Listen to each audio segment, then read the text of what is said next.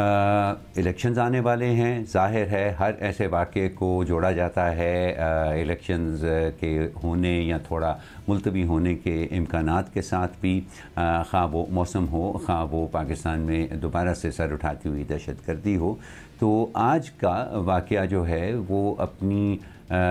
ہر واقعہ چاہے خواہ اس کے اندر ایک بھی پاکستان کا سیکیورٹی اہلکار جو ہے وہ اپنی جان دے،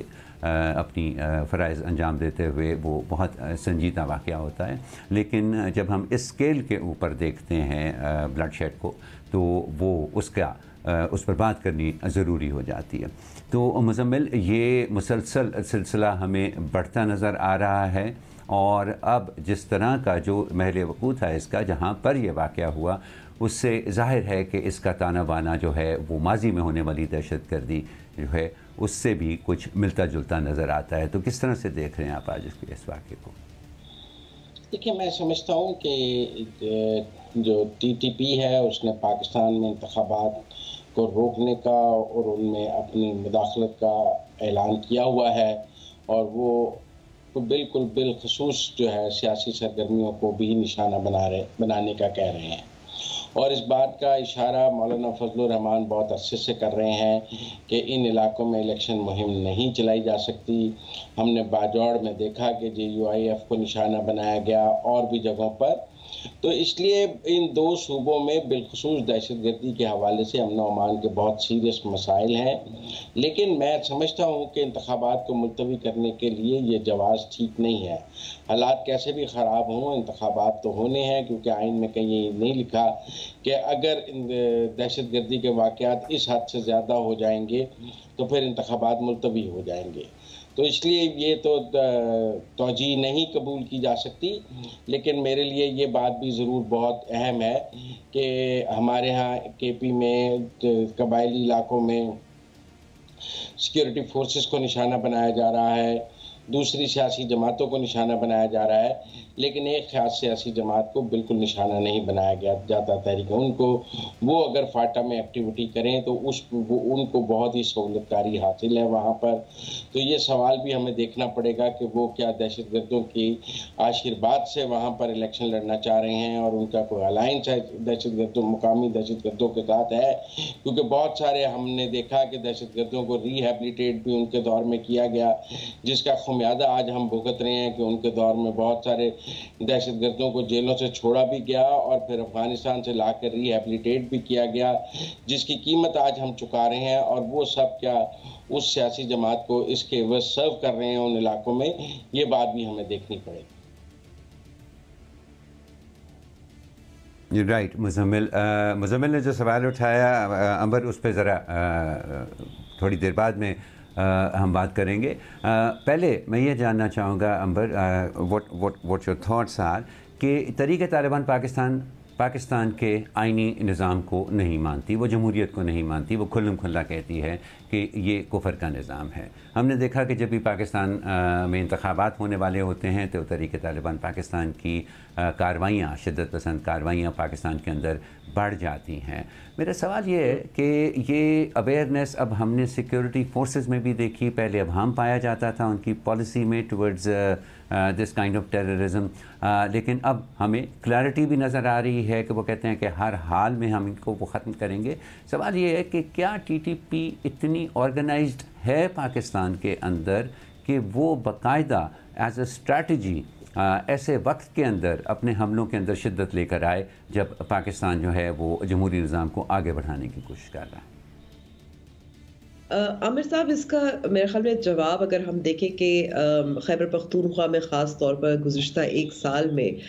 کن کن علاقوں میں وہ ٹارگٹ کیا جا رہا ہے، اس میں باجوڑ بھی شامل ہے جس کا ذکر بھی کیا تھا مزمل نے۔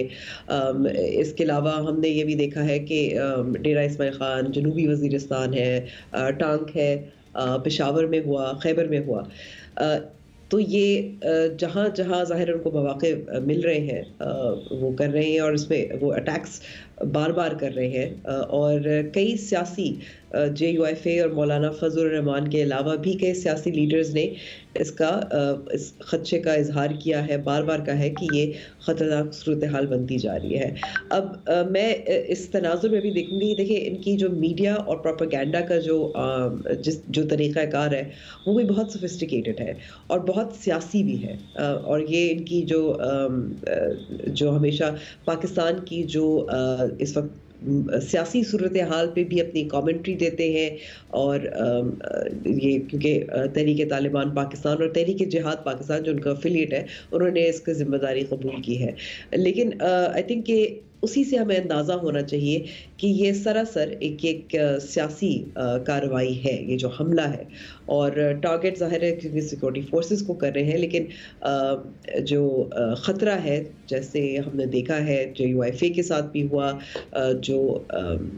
سیکورٹی کے تھریٹس ہیں وہ تمام سیاسی لیڈرز کو اس وقت موجود ہیں ان کے پاس۔ تو اسی سے ہمیں اندازہ ہونا چاہیے کہ یہ جو پاکستان میں جو سیاسی صورتحال ہے یہ صرف انتخابات سے جڑی تو نہیں ہے، یہ میرے خیال میں کہ جو سیاسی عدم استحکام ہے اور جو فالٹ لائنز ہمیں نظر آتی ہیں اس کو ایکسپلوئٹ کرتے ہیں یہ اپنے پروپیگنڈا آرم کے تھرو، جو کافی سوفسٹیکیٹڈ ہو گیا، اور پھر ظاہر ہے اپنے اٹیکس کے تھرو بھی جہاں جہاں ان کو گیپس نظر آتی ہیں۔ اور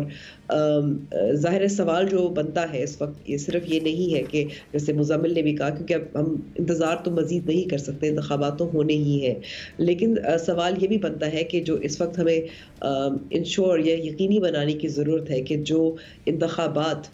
جو خیبر پختونخوا میں ہوں گے، جن علاقوں میں ہم نے دیکھا ہے کہ زیادہ اٹیکس ہو رہے ہیں، تو وہاں کیا ہمارے پاس پرسنل موجود ہیں، اتنے ہیں جو ووٹر کی سیکیورٹی اور ووٹر کی میں کہوں گی کہ جو ٹرن آؤٹ ہے اس کو یقینی بنا سکیں۔ میرے خیال میں کہ یہ بھی ایک سوال اس وقت بنتا ہے، اور یہی شاید اس قسم کے دہشت گرد تنظیمیں چاہتی ہیں کہ سیاسی پروپیگنڈا ہو، اور ساتھ ساتھ پاکستان میں جو انتخابات ہو رہے ہیں ان میں بھی آپ ظاہر ہے ان کو ٹرن آؤٹ بھی کم کریں، اور پھر سوالیہ نشان بنتا ہے۔ رائٹ، امبر فالٹ لائنز کا آپ نے ذکر کیا، اور مزمل نے ایک نقطہ اٹھایا تھا، ماضی میں بھی ہم نے دیکھا کہ پاکستان کی کچھ سیاسی جماعتوں کے دل میں ذرا سا سافٹ سپاٹ رہتا ہے طالبان کے لیے۔ طالبان کی کئی شکلوں میں وہ سامنے آتے ہیں، کئی طرح کے ان کے یہاں پر گروہ ہیں، اور ماضی میں ہم نے دیکھا کہ سیاسی جماعتوں کے دل میں ان کے لیے کوئی نہ کوئی جگہ رہتی ہے، یا کنفیوژن رہتی ہے، یا کوئی سافٹ سپاٹ ہوتا ہے۔ ماضی میں وہ مذہبی جماعتوں سے منسوب کیا جاتا تھا اس سافٹ سپاٹ کو۔ آج مزمل کہہ رہے ہیں کہ نہیں، پاکستان کی ایک مین سٹریم سیاسی جماعت بھی ایسی ہے جس کے دل میں ان کے لیے سافٹ سپاٹ پایا جاتا ہے، اور جب تک اس طرح کے سافٹ سپاٹس پاکستان کی جو سیاست ہے اس کے اندر ان کے لیے موجود ہیں، ان سے نمٹنا اور زیادہ مشکل ہو جائے گا۔ Very quick comment from you Amber on the possibility of these soft spots, اور اس کے بعد میں واپس مزمل سے یہی سوال ان کے پاس لے کر جاؤں گا۔ ہم نے مختلف اوقات میں جو سافٹ سپاٹ جس کا ذکر کر رہے تھے مزمل، ہم نے دیکھا ہے، کیونکہ ہمیں تھوڑا سا پیچھے جانا پڑے گا، تاریخ تو نہیں میں کہوں گی، لیکن چلے تھوڑا سا پیچھے جانا پڑے گا۔ یاد ہوگا کہ یہ جیسے مزمل نے کا بالکل درست فرمایا تھا کہ اس وقت نہ صرف پاکستان تحریک انصاف جو حکومت میں تھی، لیکن ساتھ ساتھ جو اس وقت ایک ٹرائمبرٹ تھا، یعنی کہ جنرل فیض تھے، جنرل باجوہ، عمران خان، ان کی جو پالیسی تھی اس میں اب یہی تھی کہ بات چیت ہو، افغان طالبان فیسیلیٹیٹ کرے گا، جو وہاں کے ان کو ریلیز کیا جائے گا، اور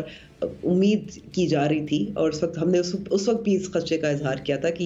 یہ پالیسی جو ہے یہ بیک فائر کرے گی، جو کر رہی ہے، کہ ریلیز کیا جائے گا پرزنرز کو اور وغیرہ وغیرہ، ریہیبلیٹیشن ہوگی۔ اس کی پالیسی کی یو ٹرن میں کہوں گی کہ اس وقت کی موجودہ جو سیٹ اپ ہے، جس میں اسٹیبلشمنٹ بھی شامل ہے اور حکومت بھی شامل ہے، کہ وہ تو میرے خیال میں ایک کلیئر لائن ہے، اٹس اے نو۔ اور ہم نے اس وقت دیکھا یہ جو افغان غیر قانونی طور پر مقیم افغان ہیں، ان کے حوالے سے جو پالیسی ہے یا بات چیت کے حوالے سے جو پالیسی ہے وہ عکاسی کرتی ہے۔ لیکن اس سے پہلے بھی ہم نے دیکھا کہ جب 2013 میں دہشت گردی اپنی عروج پر تھی تو پاکستان مسلم لیگ نواز نے بھی